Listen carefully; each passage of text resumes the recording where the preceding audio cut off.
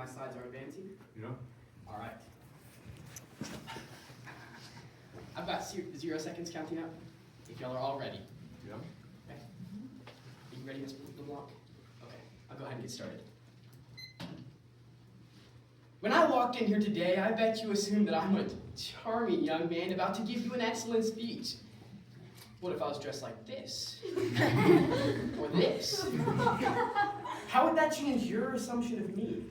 Now, before I continue assuming that you know what assume means, I'll share with you Cambridge Dictionary's definition. Quote, to accept something as true without question or proof. It's basically the TPer's worst nightmare. Something stated as a fact without actual evidence. We rely on assumptions all of the time. The biggest category of assumptions are called stereotypes. For instance, Asians are genius ninjas that cannot drive. Blonde girls are ditzy, and black people are more athletic than everybody else. Whether or not these assumptions or these stereotypes are true, we accept them to be. But what if I told you about a stereotype? Dare I say a simple assumption that led to the biggest sexual inequality of our day?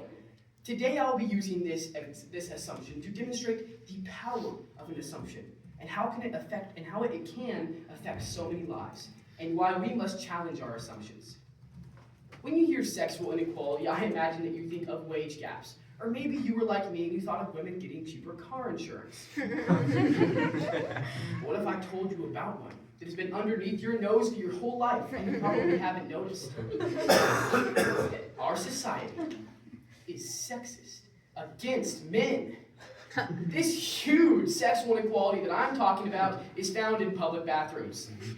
Men have gotten the short end of the stick. Women have beautiful, pristine public bathrooms, while men have nasty, underregulated, gloomy bathrooms lacking in lotion and fragrance. I was first made aware of this inequality when I was tasked with cleaning the bathrooms at my church. And for the first time, I made my way into a royal throne room. The elegant wallpaper was perfectly contrasted by the flower paintings on the wall, making them both pop. The huge lotion selection that would make any person with eczema jealous. The air fresheners making the flowers in the vase in the corner seem like they were picked yesterday from a beautiful hidden valley in the mountains. The beautiful stall door coordinated perfectly with the frames on the flower paintings. The 2 sinks were ingeniously placed for ease of use toilets that they kept clean. All tied together in a package that makes going to the bathroom your favorite part of church. After this luxurious experience, I walked into the men's bathroom with new eyes, expecting to see this very same theme carried throughout. The theme of such thought put into something as simple as a bathroom.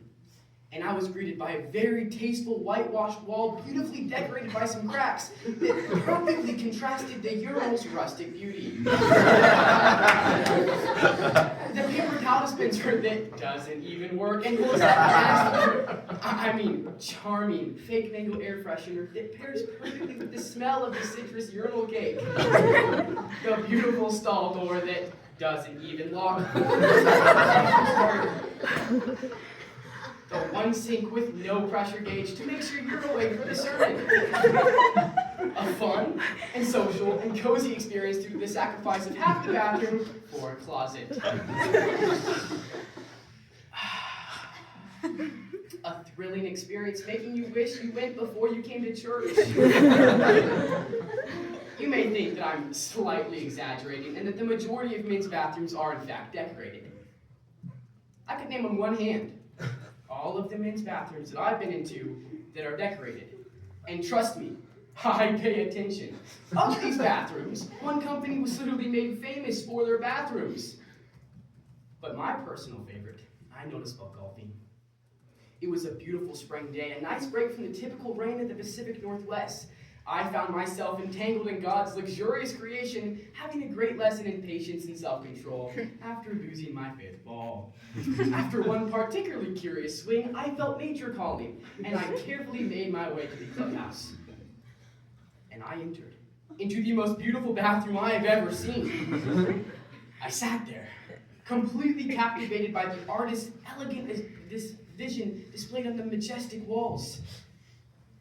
That John made my golfing experience so much better. And it begs the question, why don't more businesses do their duty and make my day by decorating their loos? And I believe it's because they assume that men don't care. Let's delve into assumptions. What are they and why are they important? Well, according to Sage Journal's author, Ruth Norway, quote, assumptions are helpful things. Without them, we would be paralyzed by the daily need to seek evidence on which to make every decision.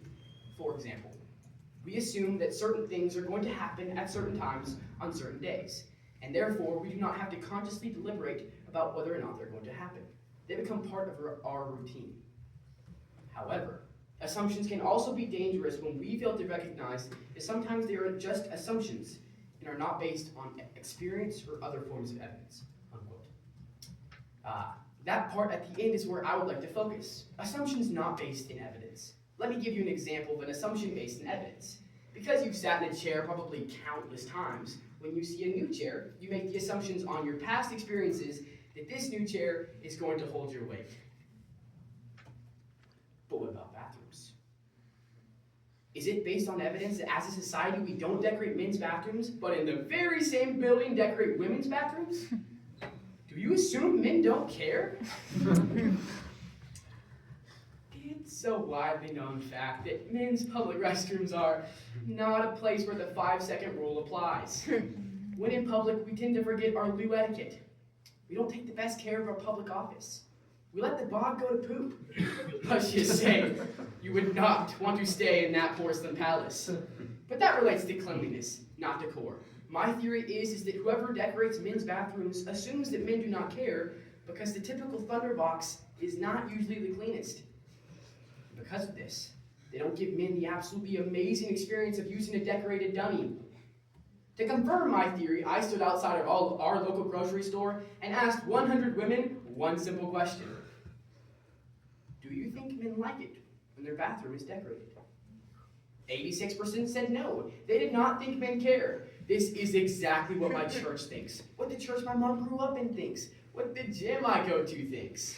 In my vast research for this speech, my mom and I visited a lot of bathrooms, and I talked to a lot of people about bathrooms.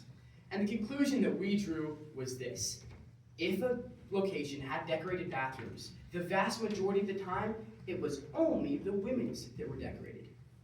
According to the lawofassumptions.org, quote, our assumptions act as a directive force, steering our thoughts and actions towards their realization. We definitely see this to be the case with the decoration of bathrooms. Whoever decorates men's bathrooms assumes that men do not care, and therefore don't take action, and end up hurting thousands and thousands of men, wishing with every ounce of our beings that we could use a decorated bathroom. Or am I just making an assumption? To make sure I wasn't the only crazy one, for the sake of academic integrity, I stood outside of our local grocery store and asked 100 men one simple question. Do you like it when the men's restroom is decorated? 63% said yes! Let me repeat that. The vast majority of men care about the condition of their potty parlor. Men care and like it when there's pictures on the wall, paint that has been updated in the last 20 years, funny or encouraging signs that make the gallery so much more. Quote, from time to time, our assumptions can be challenged, and we are forced to reconsider what we previously believed to be true. This can be helpful as it helps us to examine what we know, why we know it, and what the implications are, unquote. Assumptions are powerful, and this very serious and pressing example helps to show that how a little assumption, the fact that men don't care about their privy, led to the biggest sexual inequality in our day. Now, the more you think about it, the deeper that this goes. We make assumptions constantly as they help us to function. And so we must make sure that our assumptions are based on evidence and not bogus assumptions like that men don't care about their bathroom. So next time you see a crapper and this speech comes to mind, think about your seemingly harmless assumptions. And then think about the thousands and thousands and millions of men that did not have the absolute honor of using a decorated bathroom. Thank you so much.